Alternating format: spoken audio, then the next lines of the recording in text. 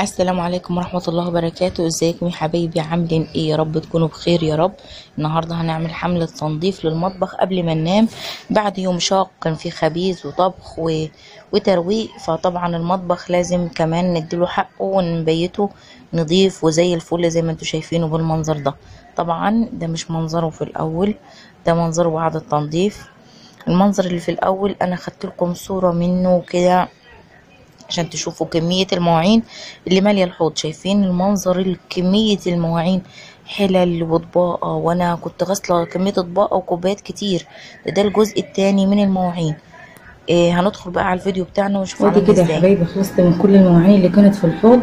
عايزه اقول لكم ان كان تحت الحوض طبعا الارض مبهدله بايظه، طبعا غسله بوتاجاز وغسله مواعين، كميه مواعين لا حصر لها نتيجه طبخ ويوم، يعني طبعا كامل انا كنت بخبز وكنت بطبخ، فما كنتش قادره اعمل كله في وقت واحد.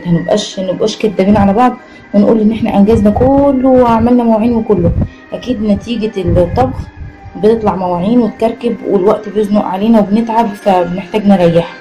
فريحت وبعد كده قمت وببدا انا التنظيف بتاعي الليلي نتيجه بقى المجهود الشاق بتاع اليوم. ودي الرخامه كده انا يا دوبك مسحتها من اي اتربه بتكون فيها، وحضرت الفوطه بتاعتي وحضرت السلك وسلك وسائل مواعين عادي، وهرجع اشطفها تاني بالفوطه ادعكها كويس قوي بالسلكه الخشنه. احسن حاجه السلكه الخشنه. بصوا هكملها بقى كلها كده بالشكل ده اهو، والسلكه ما شاء الله بتطلع معايا كل حاجه. طبعا الميه دي فيها سائل اطباق وكمان كلور اهو بتنضف اهو، والكل منقله غسلاه ومفضلاه وملياه طبعا ميه ساقعه عشان ولادي اهو بالشكل ده.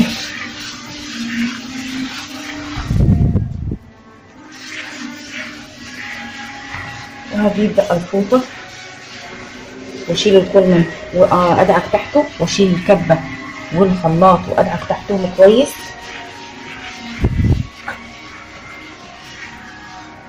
وطبعا السيراميك اللي من فوق. وهنا غسلت البوتاجاز ودعكته كويس. عايزه اقول لكم ان كان مليان دهون وولادي كانوا مسيحين عليه شمع، دعكته بالسلكه ونضفته. طبعا مش هنسى الحوض عشان برضه في الطبق كده سائل مواعين بخل، وهلمعه كويس بالشكل ده، لان الحوض بنغسل فيه الخضار وبنغسل فيه الفاكهه بتاعتنا وبنغسل فيه طيور، يعني الحوض لازم يتعامل معاملة الاطباق بالشكل ده اهو. وانا كده حاطه الخزان ملوش مكان بتاع الفلتر، فمحطوط عندي على طرف الحوض، على طرف الصفايه بتاعت الحوض اهو بالشكل ده. الكلام ده يا جماعه لازم يكون يوميا بالليل علشان ما نتعبش. تخيلوا انا لو سبت المواعين بتاعتي بكميه الحلل بكميه الاطباق اللي عندي من غير ما اغسلها، هيجي تاني يوم مش هقدر احضر فطار، هتبقى نفسي مسدوده، بدخل المطبخ كده وانا بكتئب، اطلع منه تاني لان منظره سيء جدا. فليه احنا نهمل فيه اهو بالشكل ده زي القشطه اهو. الحنفيات برضو، مع ان انا حنفياتي مهما اغسل فيها الصفار اللي فيها ده ما بيطلعش لانه على نحاس. كده خلاص انا طلعت عين السلكه اللي انا غسلت بيها اهو.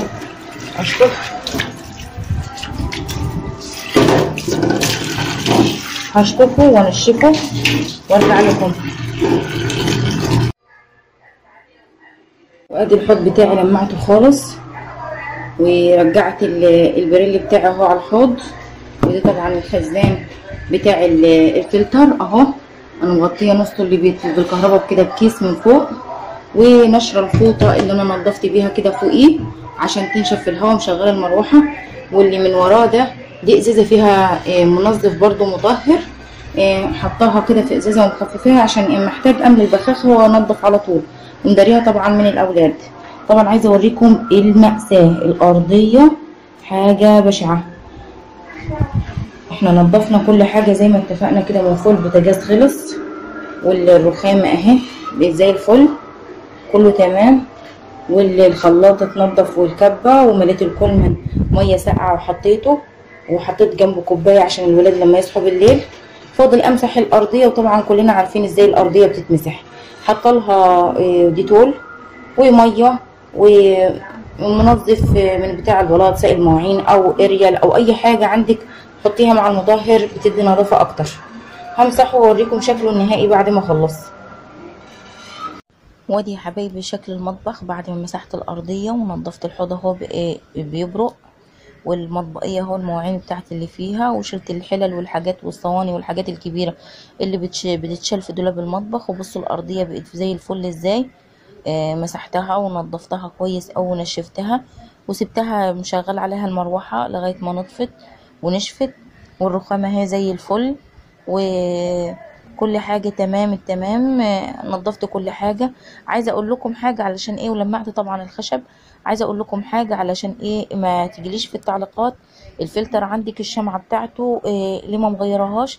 بصوا يا حبيبي احنا عندنا الميه وحشه جدا جدا، فالشمعة دي نتيجة يوم واحد بس، يعني ركبناها بالليل وادي النهاردة تاني يوم بالليل، يعني يدوبك يوم ل24 ساعة الشمعة بتبقى بالشكل ده. يعني الحمد لله. فانا كنت مركبة فلتر اللي هو شمعة واحدة، لما لقيت ان المية اهو زي ما انتوا شايفين كده، لقيت المية بتنزل وحشة قوي، فشلت الفلتر اللي كان بشمعة واحدة وجبت اللي هو 7 مراحل. علشان ايه؟ المية اجركم الله، وطبعا احنا مش ناقصين امراض. يا رب الفيديو بتاعي يكون عجبكم ويكون خفيف على قلوبكم كده يا رب، وربنا يجعلنا يا رب خفاف على قلوب الناس. ده كان بوتاجازي والحوض بتاعي والرخامة والأرضية ودواليب المطبخ. عايزة اقول لكم في اليوم ده طبخت البامية دي، طبخت بامية خضراء اللي هي الويكا الصعيدي، وطبخت كمان بطاطس بالدمعة، وطبعا خبزت العيش الشمسي بتاعنا اهو بالشكل ده، عيش شمسي جميل وطري. فكان يوم شاق، فلازم كان نتيجته ان المطبخ تبقى بالشكل اللي انتوا شفتوه. وادي العيش الشمسي الجميل اللي خبزناه يوم الخميس. بصوا كمان من جوه انا حطاه كده في كيس علشان ايه ما ينشفش. بصوا جميل كده وهش وما شاء الله عليه. حاطه على قد اللي هناكل منه النهارده في كيس، والباقي عنده في التلاجة. وادي الباميه، الباميه الويكا عملتها بصوا خضره وحلوه ازاي، وعملت ليها الطشه كمان. هنزل عليها بالطشه اهو بالشكل ده.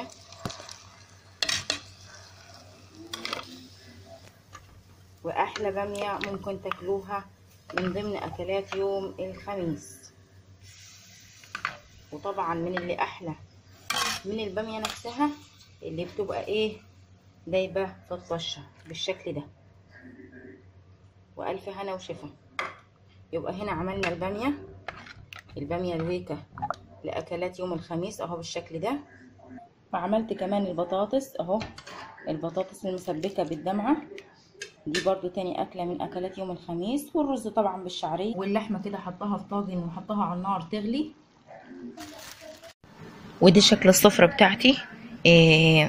ادي البطاطس بالدمعة، شوفوا لونها احمر وجميل ازاي، وطاجن اللحمة والبامية. عايزة اقول لكم ان انا استغنيت في اليوم ده عن الرز بالشعرية، فقلت مش على طول هعمل رز، فالعيش طري وجميل، والاكلات دي حلوة بتتغمس برضو بالعيش بتبقى زي الفل. واهو الفيديو بتاعي وروتيني كان يوم الخميس كامل من تنظيف وطبخ وخبيز. وطبعا ما سبتش المطبخ في حاله، صحيت له كده بالليل وخليت الرخامة اهو زي الفل زي ما انتوا شفتوا في اول الفيديو، ونضفتها ازاي، وغسلت بوتاجازي وغسلت مواعيني وعملت كل حاجة اهو زي ما شايفين قدامكم، كل حاجة نظيفة وزي الفل. والحوض اهو بايت نظيف. اصحى بقى تاني يوم مرتاحة نفسيا لو عايزة اطبخ او عايزة اعمل اي حاجة. طالما مطبخ نضيف كده ومنظره يفتح النفس بالشكل ده، بدل المنظر البذيء ده لو بات كان اتكون مواعين عليه اكتر. يا رب الفيديو بتاعي يكون خفيف وتستفادوا منه، وايه ما تبيتوش مطبخكم المنظر ده، لان مش هتلاقوا منظر حلو يفتح نفسكم على الشغل فيه. وطبعا احنا كستات اغلب وقتنا عايشينه في المطبخ اهو بالمنظر الجميل. يا رب الفيديو بتاعي يكون كده خفيف ولطيف، واكون قدرت بروتيني الليلي في تنظيف مطبخي بعد الشغل الشاق اللي انتوا شفتوه ده يكون خفيف عليكم وينال اعجابكم. ولو عجبكم الفيديو بتاعي يا ريت تدعمونا باللايك والشير والسبسكرايب. السلام عليكم ورحمة الله وبركاته.